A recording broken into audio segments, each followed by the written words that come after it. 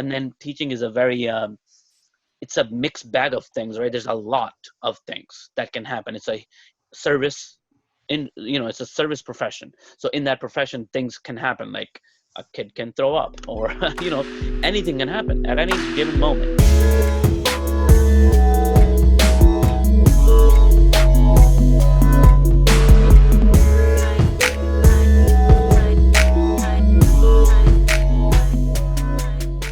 One of the questions I was going to ask, what separates a good and a bad teacher? But I think I'm going to alter it a little bit.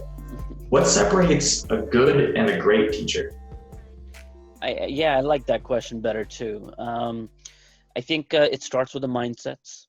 I think there's a few mindsets that are very important for teachers to begin to develop.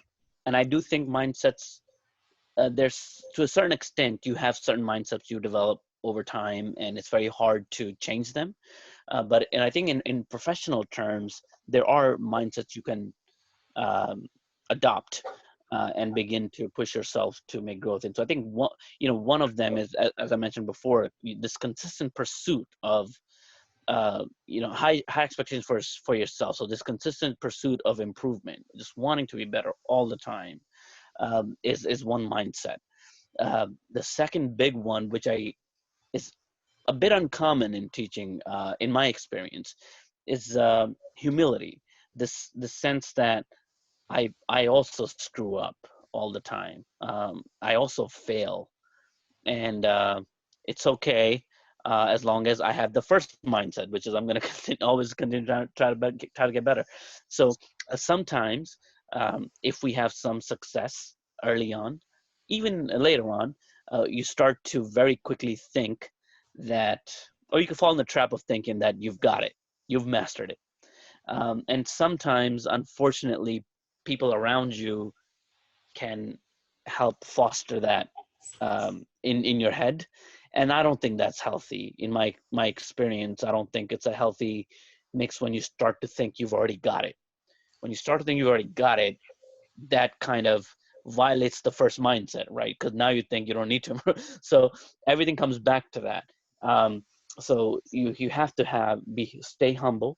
And the way you do that, because if you don't know how to do that, or you don't even know you're not humble, let's say, the way you do that is to always go and see the people that everybody else seems to be saying they're a great teacher. That's how you develop a mindset of humility, because when you start seeing really excellent teaching and really amazing classrooms that are better than yours, that's when you start to see, okay, there's a lot I should be doing. This is amazing. Like, I did not even think of doing that.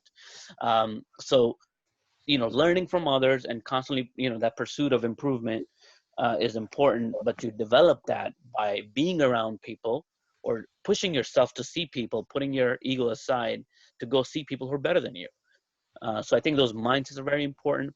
And then teaching is a very, it's a mixed bag of things, right? There's a lot of things that can happen. It's a service it's a service profession. So in that profession, things can happen, like a kid can throw up, or, anything can happen at any given moment. So there's a level of planning you can do, but then there's also a level of flexibility you have to have for the unplanned things, because they will happen all the time, every day, no matter what year of teaching you're in. And that requires a kind of, like they say, just roll with it. I call that flexibility. Your ability to roll with it shows that you're flexible. Like, you wouldn't get stuck because the lights went out, so you're saying, oh, I can't teach anymore. No, you could still teach. Think, figure something out, roll with it, do something else. Projector broke, printer broke. Don't stop. That's not the end of your day. Be flexible, find out other ways, be creative, and roll with it. And the way you roll with it is you constantly try to figure out a plan. All right, this didn't work, let's do this, let's do it this way. And the teachers who are more successful, I find, are the ones who can pick it up and just roll with it. The teachers who I find struggle are the ones that say, well, I planned this, but now I can't this, and now I can't do this, and this happened, and I can't do any of that. And then you start to blame the world and God and whoever, and nothing is working out. So you have to be flexible. Things will always break down. You just have to be the person who picks up the broken pieces and builds something beautiful out of that. That's, to me, is the work of the teacher. That's hard. And lastly, this is more of a concrete skill, and this is about organization.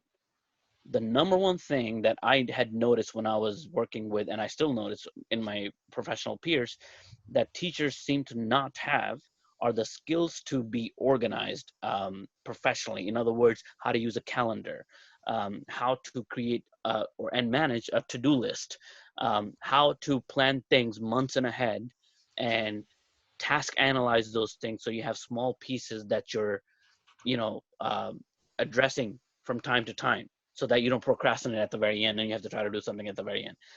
That is a recipe for disaster in the classroom. You cannot uh, be successful. You'll just hurt yourself if you're constantly catching up, or you're not thinking ahead, or you're just on a day-to-day plan. If you're planning your lesson for tomorrow, tonight, it's very, very difficult to do that. In the beginning, things are like that often for a lot of people, but you have to have the skills to be able to organize your life in a way that allows you to kind of compartmentalize different things and have some kind of sanity for yourself and for your students. And students do better when things are predictable also. So it's not just for you. If you're an organized teacher, kids know. They know that this teacher came prepared. And when the more prepared you are, the less likely it is that things will break. And when they do, you have the mind space of actually fixing the thing that breaks because you are so thoroughly prepared for everything else. You don't have to worry about so much else. So I think organization, if one thing, one skill I could give every grad school, they should teach a course on organizing your lesson plan book, your calendars, and all of that.